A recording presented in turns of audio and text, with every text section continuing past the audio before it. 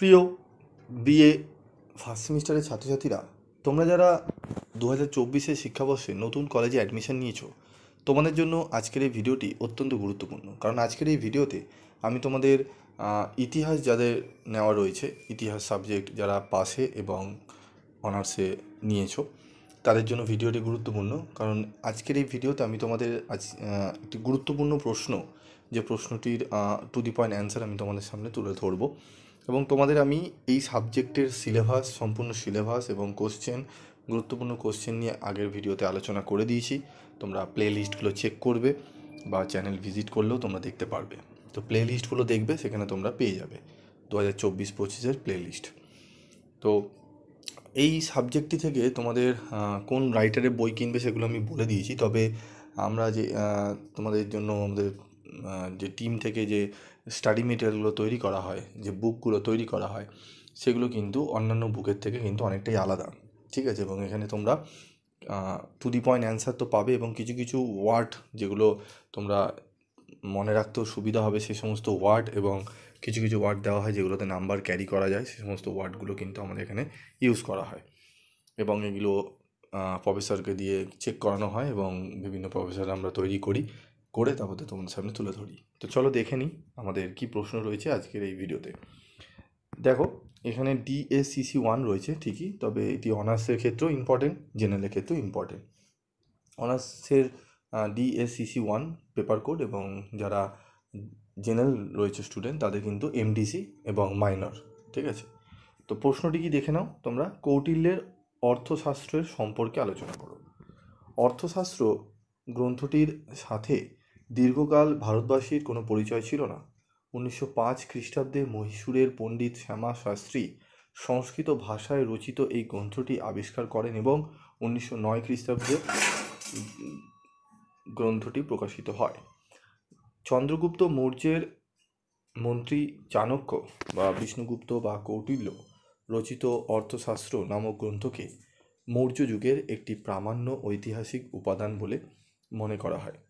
যদিও এই গ্রন্থ মূলত রাষ্ট্রবিজ্ঞানের ওপর রচিত, তবুও মনে করা হয় যে এই গ্রন্থে মৌর্য যুগের শাসন ব্যবস্থা, রাজস্ব ব্যবস্থা, রাজকর্তব্য, সমাজতত্ত্ব, দাস প্রথা প্রভৃতি বহু বিষয়ে অজস্র তথ্য দেওয়া হয়েছে। এই তথ্যগুলি ঠিকমতো ব্যবহার করে মৌর্য যুগের ইতিহাস রচনা করা সম্ভব হয়েছে। ডক্টর কেট জোলি প্রমুখ পণ্ডিতরা মনে করেন অর্থশাস্ত্র মৌর্য যুগে রচিত হয়নি, আর অর্থশাস্ত্রের প্রকৃত রচয়িতার নামও জানা যায়নি। কৌটিল্য একটি ছদ্মনাম। চন্দ্রগুপ্তের মন্ত্রী চাণক্য এবং কৌটিল্য যে অভিন্ন ব্যক্তি তাও নিশ্চিতভাবে বলা যায় না।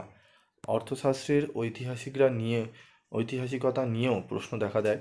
বিশেষ করে অর্থশাস্ত্রে চীনা রেশমের উল্লেখ আছে, কিন্তু মৌর্য যুগে চীনের সাথে ভারতের কোনো যোগাযোগ ছিল না বললেই মনে করা হয়। এছাড়া অর্থশাস্ত্রে যে ধরনের রাষ্ট্র ব্যবস্থার কথা চিন্তা করা হয়েছে, মৌর্য সাম্রাজ্যের মতো বিশাল সাম্রাজ্যে তাহা প্রয়োগ করা সম্ভব ছিল না।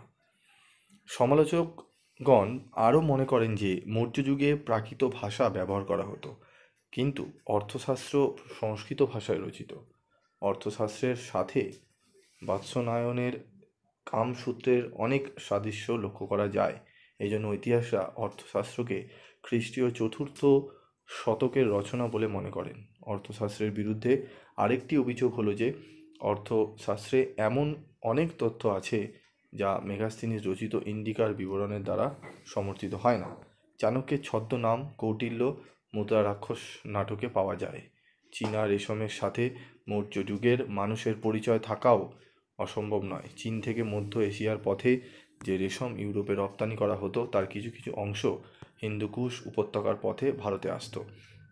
সম্ভবত প্রথমে অর্থশাস্ত্র প্রাকৃত ভাষায় রচিত হয়েছিল, পরে সংস্কৃত ভাষায় এই গ্রন্থ পরিমার্জিত হয়, এবং রাজনৈতিক ও শাসনতান্ত্রিক নতুন চিন্তাধারা এই গ্রন্থে স্থান লাভ করে। ফলে মৌর্য রাষ্ট্র ব্যবস্থার সাথে অর্থশাস্ত্র বর্ণিত রাষ্ট্র ব্যবস্থার কিছু পরিবর্তন দেখা যায়। খ্রিস্টীয় 4th শতকে অর্থশাস্ত্র রচিত হলেও কৌটিল্য বর্ণিত শাসন ব্যবস্থার সাথে গুপ্ত শাসন ব্যবস্থার কোথাও মিল খুঁজে পাওয়া যায় না। সেই জন্য ভারতীয় পণ্ডিতগণ মনে করেন যে অর্থশাস্ত্র মৌর্য সম্রাট চন্দ্রগুপ্তের মন্ত্রী চাণক্য বা কৌটিল্যের দ্বারা রচিত, তবে পরবর্তীকালে এই গ্রন্থের বিষয়বস্তুর নানা রূপ পরিবর্তন ও পরিমার্জন ঘটে। তো এটি দেখলে একদম 5 নম্বরের প্রশ্নের উত্তর তোমাদের অনার্সে যেইভাবে উত্তর লেখা উচিত সেইভাবেই তোমাদের কিন্তু নোটস তৈরি করা রয়েছে। তো তোমরা যদি স্টাডি মেটেরিয়াল সংগ্রহ করতে চাও তাহলে সংগ্রহ করতে পারো।